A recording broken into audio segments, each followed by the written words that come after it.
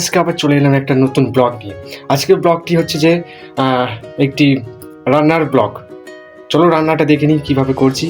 তো চান করার আগে আমি আলুটা সেদ্ধ করতে দিয়ে গেছিলাম। চলো দেখতে যাই এবং চ্যানেলটিকে সাবস্ক্রাইব করে ফলো করে দিও। যাই হোক, তো ভিডিওটি স্টার্ট করা যায়। আলুগুলো সেদ্ধ হয়ে গেছে, তো নামিয়ে নেবো। তারপর গরম হয়ে গেছে, তেলটাও আমি দিয়ে দেবো, সর্ষের তেল। তো সর্ষের তেলটা প্রায় দেখতে পাচ্ছ। তো এইভাবে একটুখানি নাড়াচাড়া করে একটু গরম গরম হয়ে যাবে, তো গরম করে নিতে হবে। তো দেখতে পাচ্ছ কত সুন্দর আমার গরম হয়ে গেছে। তো আমি এখানে সিম্পল দিয়ে দিলাম। এবার তোমার যে পেঁয়াজ টমেটো কাটা রয়েছিল এগুলো দিয়ে দেবো। তো কত সুন্দর দিতে হচ্ছে, বিশাল আওয়াজ, বাবা থাকা যাচ্ছে না। তারপর লঙ্কা কুচোগুলো দিয়ে দেবো, শুকনো লঙ্কা যেগুলো বলে ওইগুলো। তারপরেই নাড়াচাড়া করে নিতে হবে ভালোভাবে।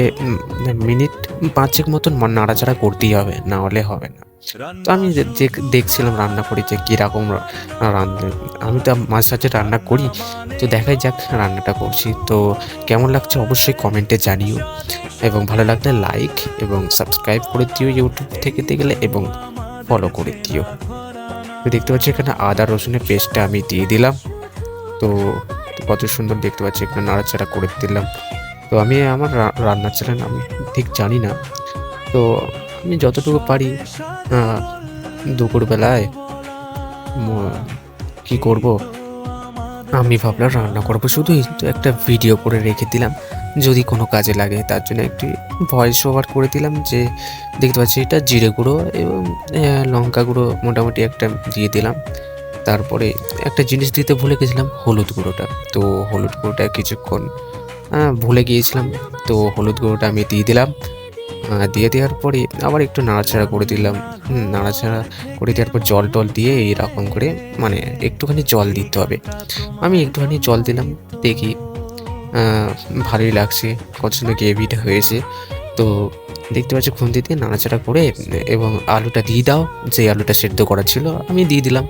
তো দেখে এবার নাড়াচাড়া করে নাও, ভালোভাবে নাড়াচাড়াটা করে নাও।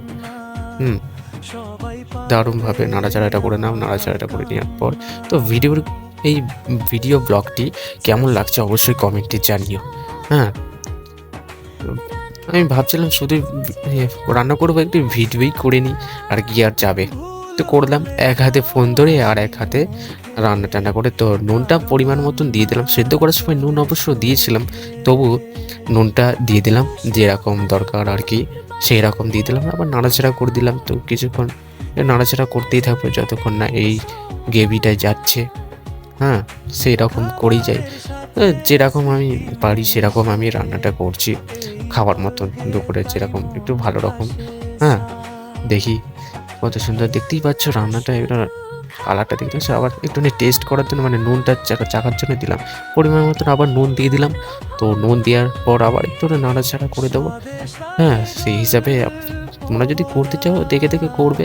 আমি পরিমাণ মতন আবার জল দিয়ে দিলাম। হ্যাঁ, যেরকম ঝোল চাইছো সেরকম জল দিয়ে দেবে।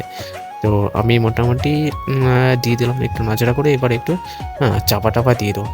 হ্যাঁ, কাজ এখানেই মিটে গেল। তো এখানে এবার চাপাটা দিয়ে দাও। চাপা দিয়ে 10-15 মিনিট পর আবার খুলে দিও, যেরকম আর ঝোল রাখবে আর কি। তো আমার হয়ে গিয়েছে দেখতে পাচ্ছ। 10 মিনিট পর আমি আবার করেছি। তো দেখতেই পাচ্ছ কত সুন্দর গ্রেভি, একদম দারুণ হয়ে গেছে। আমি ঝোল ঝোল রাখবো, তো দেখতেই পাচ্ছ। এবার ভাত দিয়ে একটু মেখে খাই, দেখি তো কীরকম লাগে। আরে না, দারুণ। তো শাক ভাজা ছিল, শাক ভাজা দিয়ে ভাত, তো ওহ দারুণ।